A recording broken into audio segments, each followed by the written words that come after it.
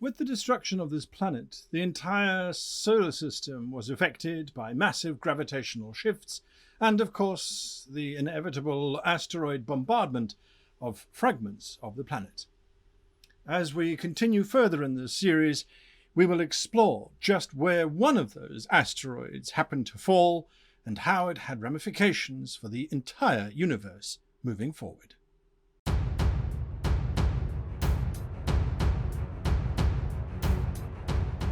Hello and welcome to this week's episode of How to Be a Great GM. My name is Guy and today we're going to be looking at consequences. We've done this before, so what's different? What's new? What's up? Well, we've got a new background. No. Consequences is something that's always worth looking at and it's always worth returning to from time to time, even in your own games, even if you feel you've got a handle on consequences. Well, sometimes maybe it's worth looking at them from a fresh perspective. So that's what we're going to be doing today. So when we look at consequences, what has been established within your game? So something happens, you need to decide on an outcome, there needs to be a consequence. How do you determine what's appropriate, what's too much, what is over the top, or what is not enough? Well, what's been established before? What have you done before? What have you allowed to let slip before? Characters have survived extraordinary damage. They've been able to leap extraordinary distances. You've allowed them to make this roll or that roll to mitigate certain things. What have you done before? If this is your first game, and that's the first time that you've been playing with this particular group, that's fantastic. Consequences do not and should not and will not be constrained to the single campaign that you are running it in. This is important to bear in mind. It is the player group that will remember the consequences and will accept the same kind of treatment in games moving forward. So if you're going to change those, you need to let them be aware that that is exactly what you're going to be doing. Hey guys, last game we were very lax in the rules. We were just chilled. We were having fun. I want this one to be a more serious one. I noticed that in my group that I was playing with just the other day, as a matter of fact. We had been playing a fairly easygoing game. We switched to a system which was a lot more risky, grittier, darker, and fundamentally the system was requiring the players to be far more aware of their surroundings because the consequences were so much more intense and the party nearly died before they got out the gate. The consequences were so surprising to them. They're like, whoa, we don't even know what's going on. And as a result, it was pushback. Now, what has been established with the group, not within the campaign? That's important to remember. Now, what could you have established? Well, these are the ways that we look at things, generally speaking, in a realistic way, in a narrative way, in a raw way, or randomly. Oh, we just use it, we don't have a system. Okay, sure. So those are the four ways in which we usually apply consequences. And I'm going to unpack how each of those applies consequences and how you can use it in your game. And you can then decide, well, I prefer raw, rules as written. Those are the consequences that I will be using in my game. Or I prefer narrative consequences or realistic ones. Or, oh yeah, well, we'll go with sometimes rules and sometimes this and sometimes that. Do you get a sense that I'm not a huge fan of random consequences? So, realistic. These are the simulationists who go, if you commit a crime in 1999 and you are living in Tokyo, you will be arrested. They will find you, they will track you down, and they will arrest you. And the response time is 5 minutes. If you are in deepest, darkest Johannesburg in South Africa in 1999, your response time will be 35 minutes or 40 minutes or 50 minutes. If you are in the middle of Peru and you're at the top of the Andes Mountains, the response time will be 3 days, 5 hours, and 52 minutes. Is it realistic? Is that part of the setting? Is the setting realistic? And this, I think, is something that's very important to bear in mind, is that when we watch films, generally speaking, films do not have realistic consequences. They don't have realistic consequences. Characters are let off the hook. They're given much more leeway than they would normally be given in real life. There's a whole bunch of reasons for this. Police officers do not have realistic responses to situations that they find themselves in. Characters do not respond in a realistic way. As a result, the consequences are not realistic. So films are a bad example of, oh, well, it happens in the films that way. Yeah, absolutely. Absolutely, it happens in the film that way. In the film, none of the bodyguards of the enemy ever hit anything because, you don't buy or hire people who are actually trained and put them through a training course to improve their ability to shoot the good guys dead on sight rather than shooting all around them. All those kinds of weird and wonderful things. So anyway, Is it realistic in terms of what realism, what setting are we running off of? Have you established that that's the kind of system that you're going to be using? And do you establish that realism is the key thing? This is the other thing. Consequences, the repercussions of characters' actions are also consequences for the GM's NPCs. If they are not suffering the same consequences, then it's not fair to impose them on the players. So this is important. Consequences we often think are only for players' actions.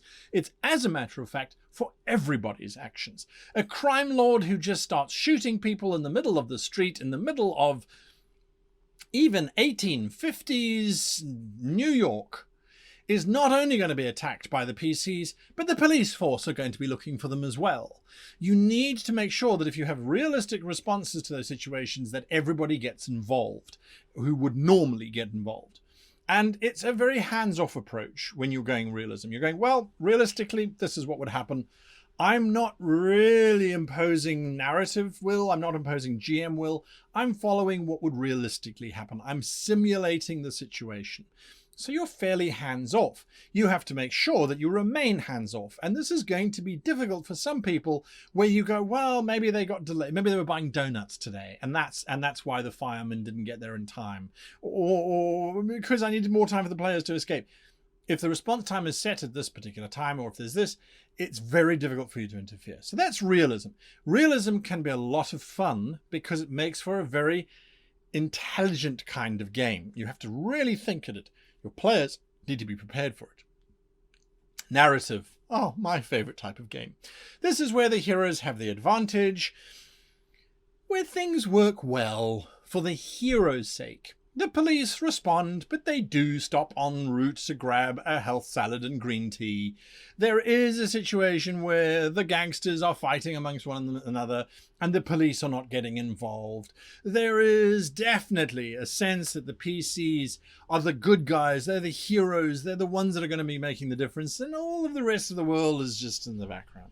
This is whether it's fantasy, science fiction, or present day. Science fiction presents us with the biggest challenges where you have rooms that are now self-aware because of AI. They have internal scanners and they have all of these kinds of wonderful things which should make life almost impossible for PCs to commit any kind of crime whatsoever or to get away with it without leaving traces and trails. That's where the realism would have a real problem with sort of accounting for. That's why a narrative allows us to do that. However, it does come with a price, and that price is that the PCs do get emboldened to a certain level. They get to a place where they're like, oh, we're going to do something stupid and we're going to get away with it because we know that this is the style of consequence that we're going to have. So there is reciprocity that has to happen here. It means the characters, the players have to give you as much respect as you are giving them in terms of, yes, the heroes have the advantage, but the heroes are still going to think in a realistic kind of way for the most part. And when they step out of those bounds, when they become more narrative, I surf the car door down the tsunami into the center of Tokyo to survive. Yeah, the realists are going, car doors don't float. There's not enough surface area versus weight to actually keep them aloft. And there's blah, blah, blah, blah, blah, blah. The narratives are going, it's so cool. It's so cool. You know what? Give me some checks. Give me some checks. Let's see what can happen. Let's see what can happen. That's brilliant. That's wonderful. A great example, in my opinion, of narrative versus realistic is Indiana Jones and the Crystal Skull, the feature film with Harrison Ford in it, where they try to resurrect the Indiana Jones franchise, and he survives a nuclear blast by being inside of a fridge. That fridge door remains shut remarkably well, and the fact that there's spinning, the realism is straight out the window. Now, Indiana Jones has never been about realism, hearts being pulled out of chests, all those kinds of wonderful things. But there was always an element of magic to it. Suddenly, there's just you're inside a refrigerator because it's going to survive a nuclear blast.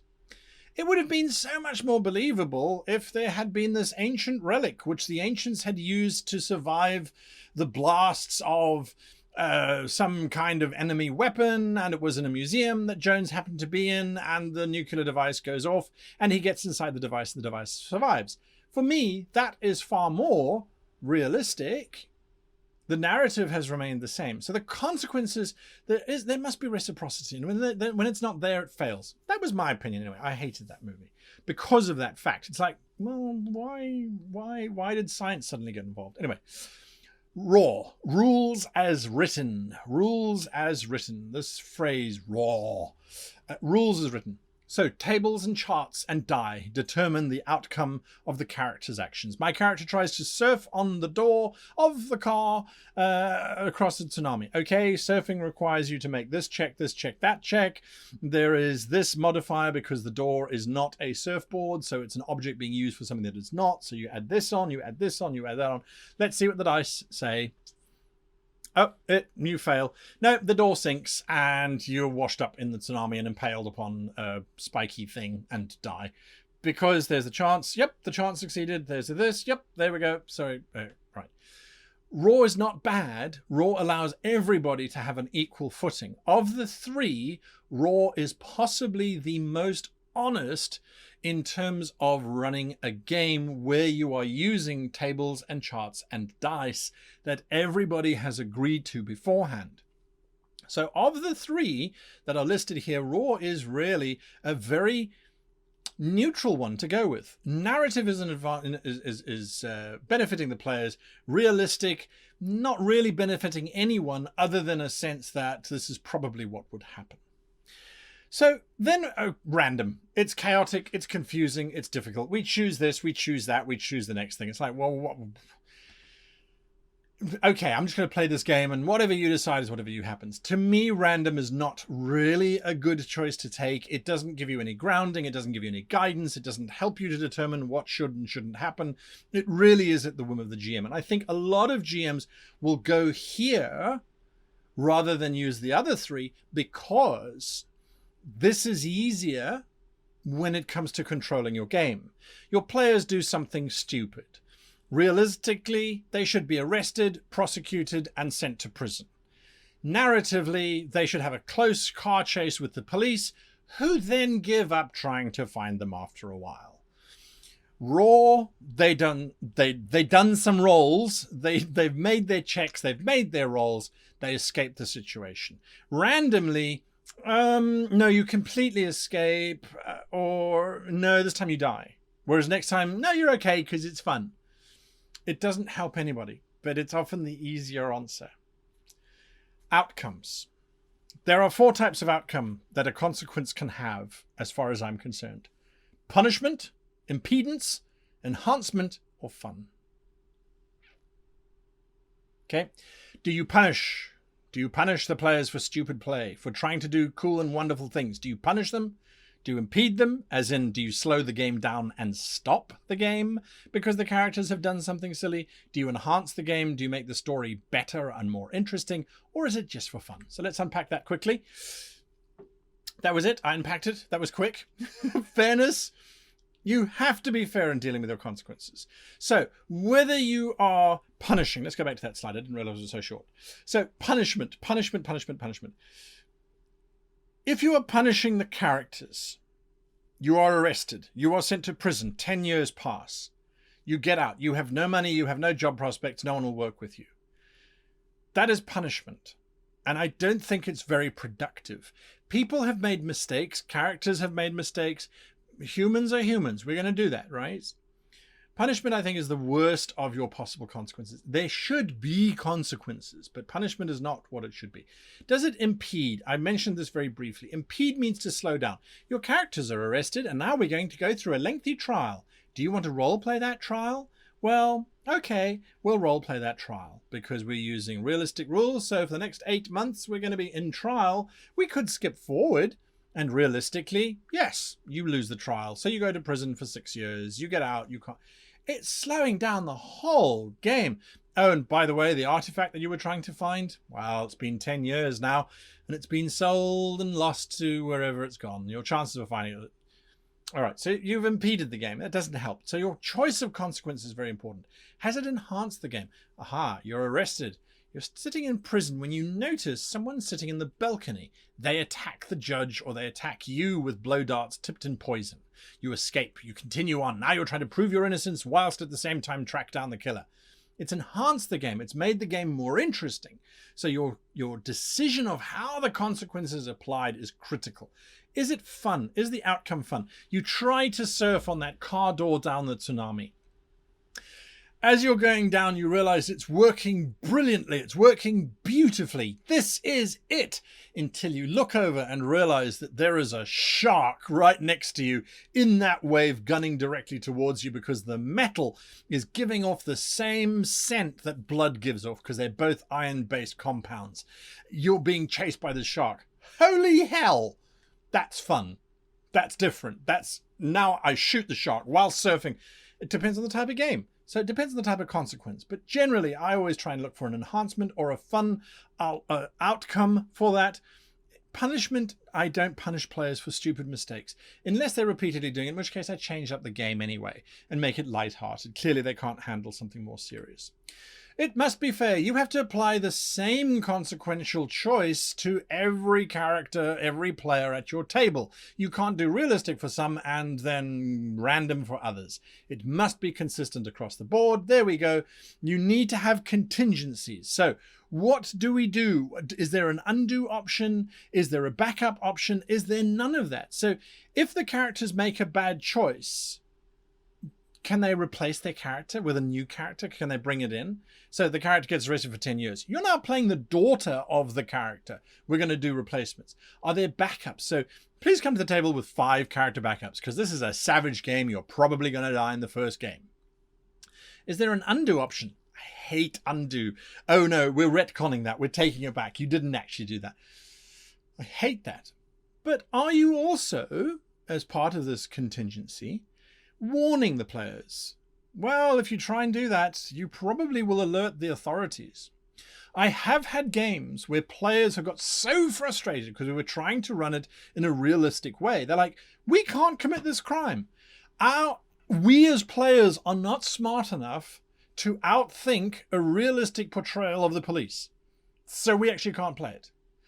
So make sure that you're covering yourself there and then test it out. Test it out.